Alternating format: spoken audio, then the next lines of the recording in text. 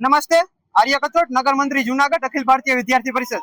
આજે અમે સૌ મોતીબાગ સર્કલ ખાતે વિરોધ પ્રદર્શન કરવા માટે એકત્રિત થયા છીએ. આપ સૌને જાણ જશે કે જીકાસ પોર્ટલ દ્વારા જે વિદ્યાર્થીઓ પાસેથી રજીસ્ટ્રેશન માટે 300 રૂપિયા ફી વસૂલવામાં આવે છે, જે બધા માટે યોગ્ય નથી. આ ફી સાવ નજીવી કરી દેવામાં આવે અથવા નિઃશુલ્ક કરી દેવામાં આવે તેવી અમારી અખિલ ભારતીય વિદ્યાર્થી પરિષદની માંગ છે. અને બીજું એ કે છેવાડામાં રહેતા વિદ્યાર્થીઓ જેને ખ્યાલ જ નથી કે જીકાસ પોર્ટલ શું છે, એટલે તેમના સુધી પણ આ માહિતી પહોંચાડવામાં આવે.